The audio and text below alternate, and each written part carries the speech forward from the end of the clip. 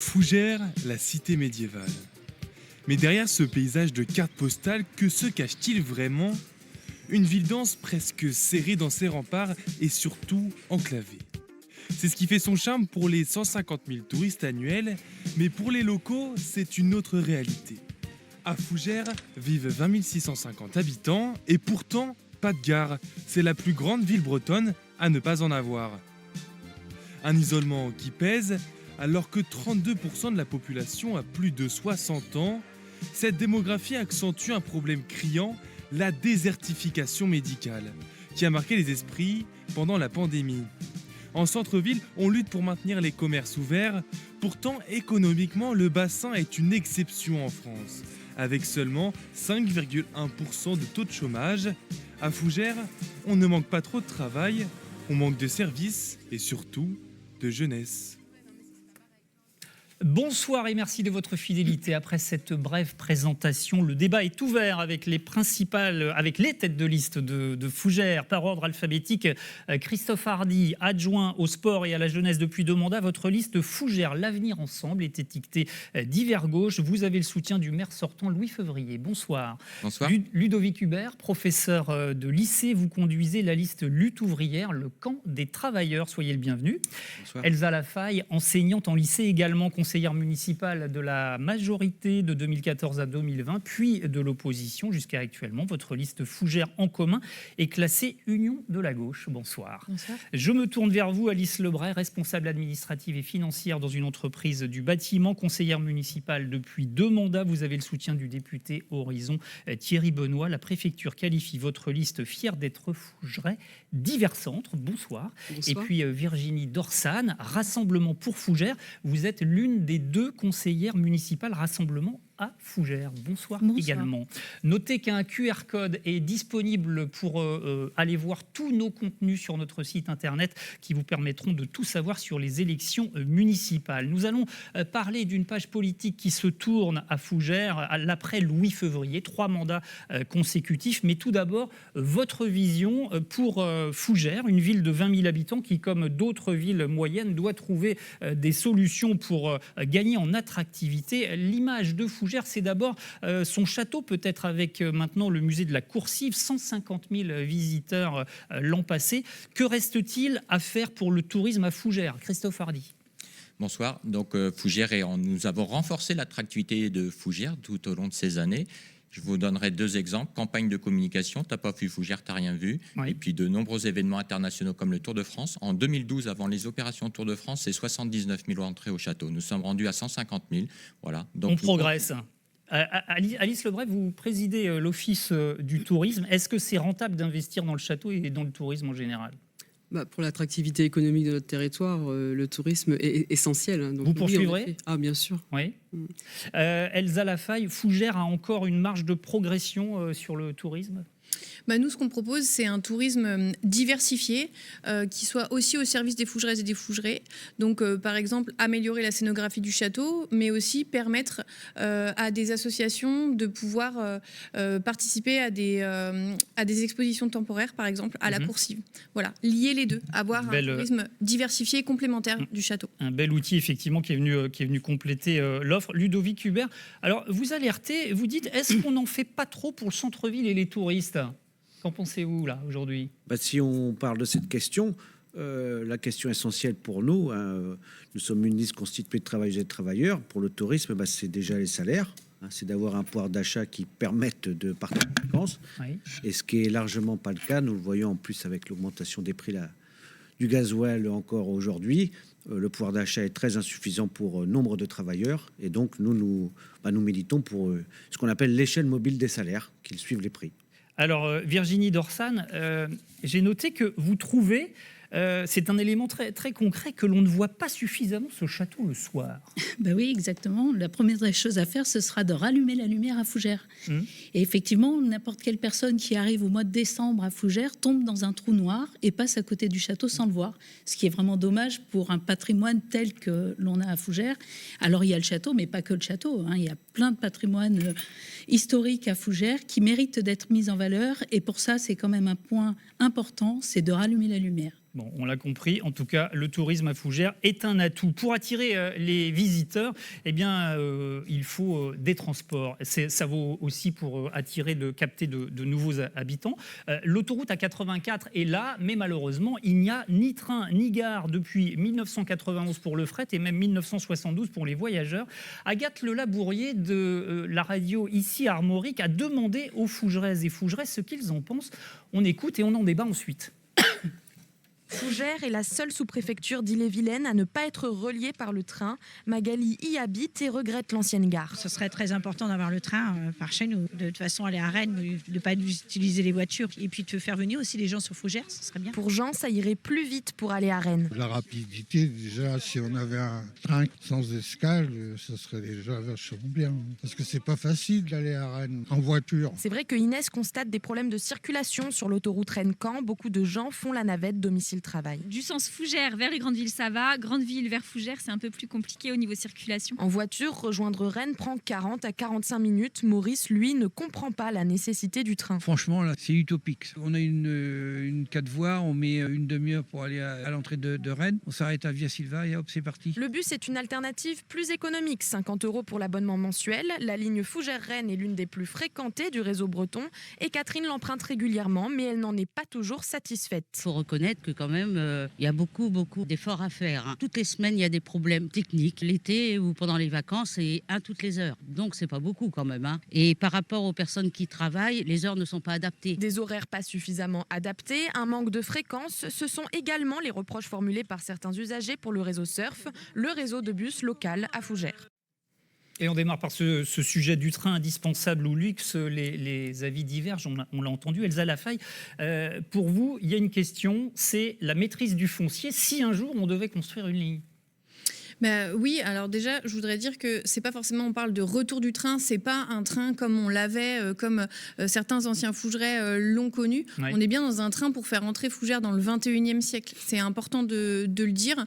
Ça permet ça va permettre à des navetteurs, on en a beaucoup, d'aller travailler sur Rennes. Je pense aussi à des étudiants qui ont du mal à se loger sur Rennes et qui pourraient revenir tous les jours grâce au train à Fougères. Donc c'est vraiment un vecteur d'attractivité que d'avoir ce train. Mais pour avoir ce train, il faut passer à la vitesse supérieure maintenant, c'est-à-dire faire l'étude de faisabilité là, dans les années qui viennent, pour travailler avec nos partenaires, notamment la région Bretagne qui nous attend. Christophe Hardy, faisabilité, ça veut dire quoi? Que la mairie n'est pas allée assez vite sur ce sujet? C'est un sujet complexe qui demande du temps, donc il ne faut pas leurrer les Fougeraises et les Fougerais. C'est un projet d'avenir, d'ambition. C'est bien d'avoir cette belle ambition. Mais c'est vrai que Patrick Manceau, le président de Fougères Agglomération, a réussi au mois de janvier à réunir tous les différents partenaires autour de la table, les différents acteurs.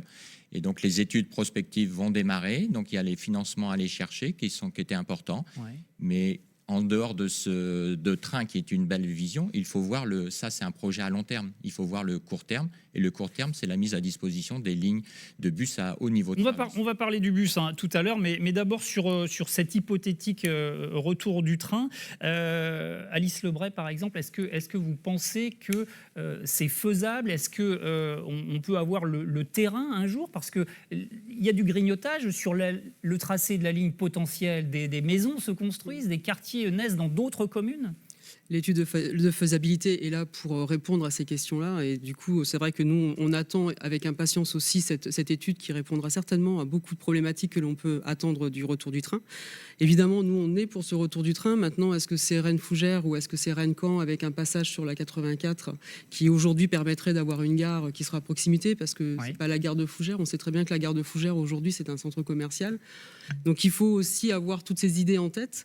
Et puis, je pense qu'il faut aussi se poser la question en parallèle des mobilités d'avenir, parce qu'il y a des choses aujourd'hui qui se développent. Oui. Est-ce que notre territoire ne pourrait pas être aussi un territoire test pour ces mobilités d'avenir? Innover dans les mobilités, tout à fait. Concrètement, ça peut être quoi? Ça peut ressembler à quoi? Concrètement, ça peut ressembler à des hyperloops qui sont aujourd'hui des trains. Renseignez-nous.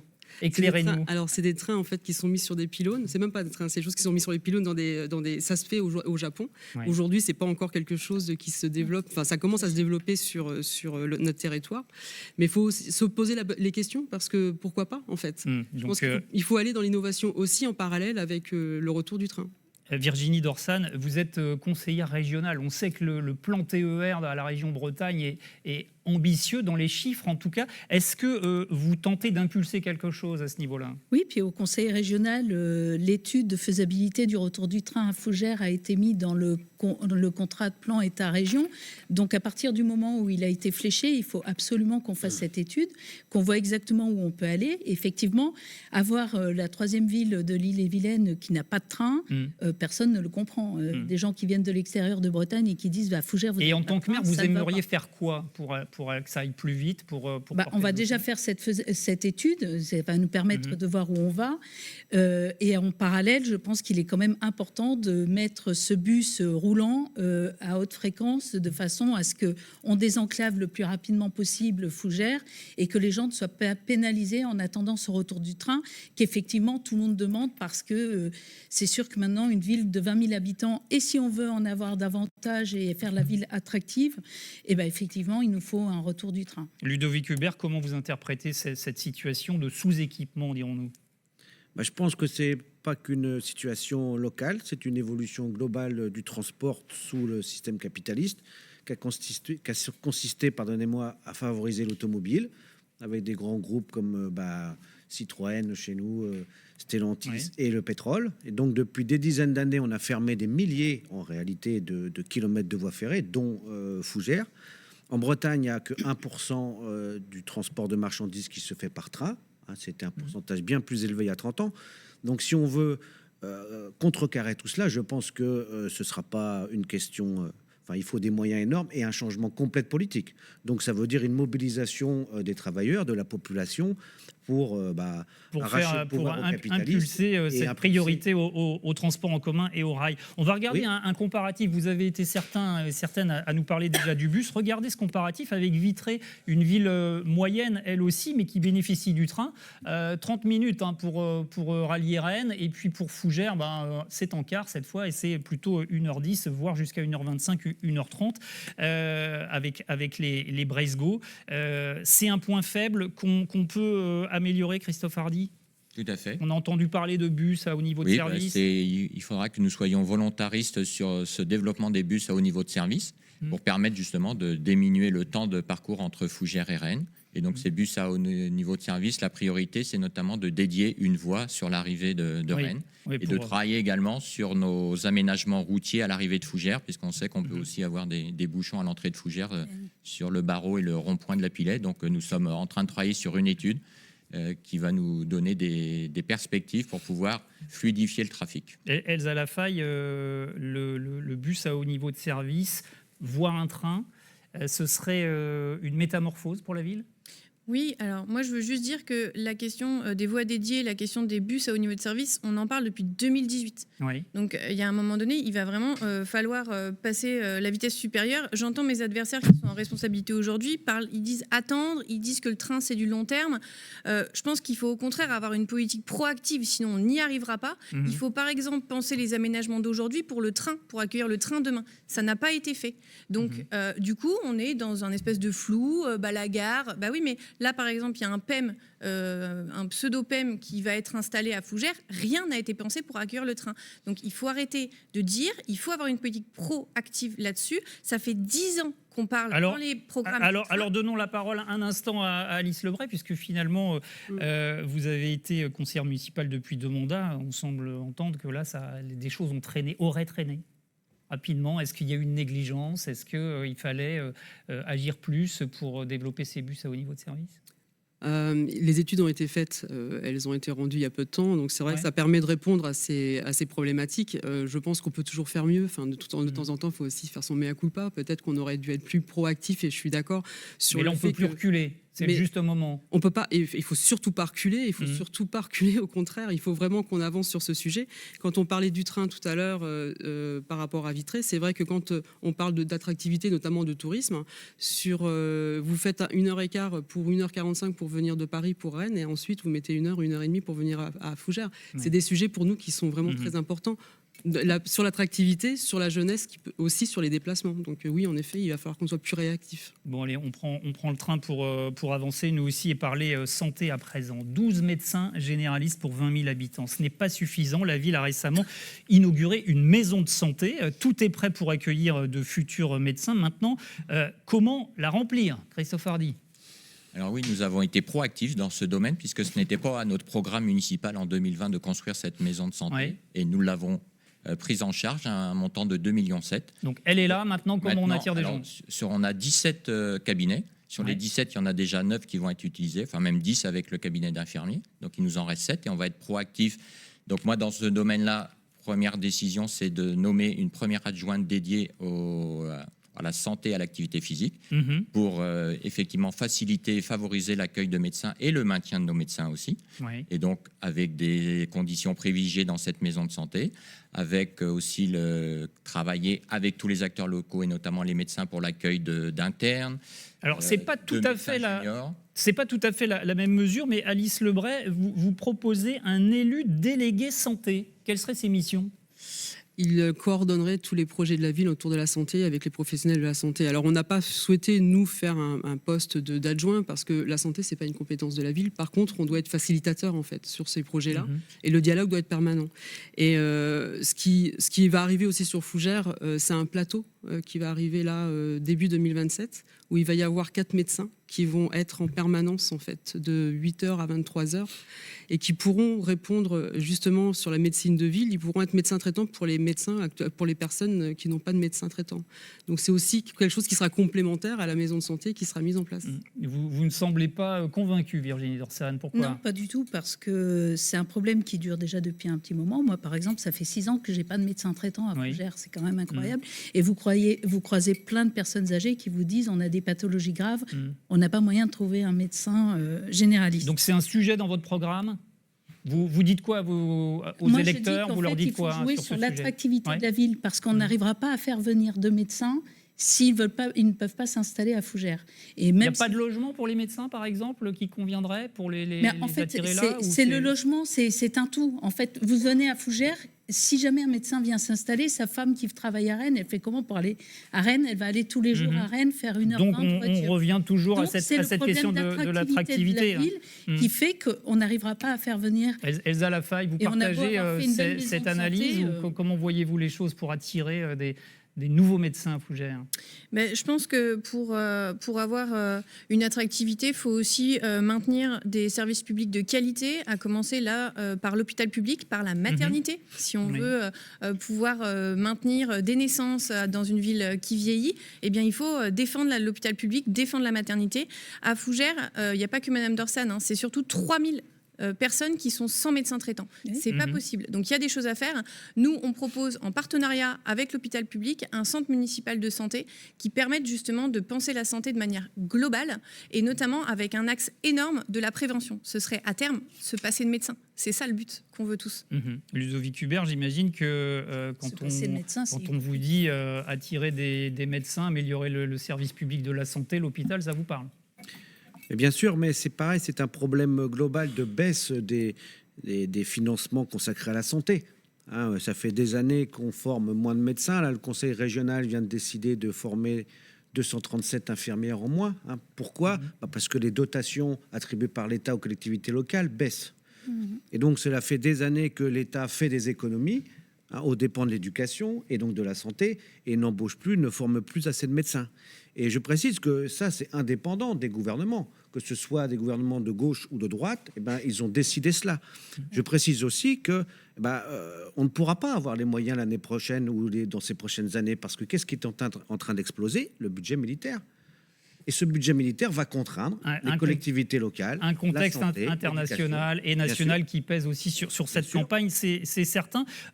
Très très rapidement, mais on a juste abordé tout à l'heure cette idée de peut-être tutorat par les médecins en place. C'est vous qui en parliez, Christophe Hardy, de jeunes futurs médecins. Qu'est-ce que ça pourrait être?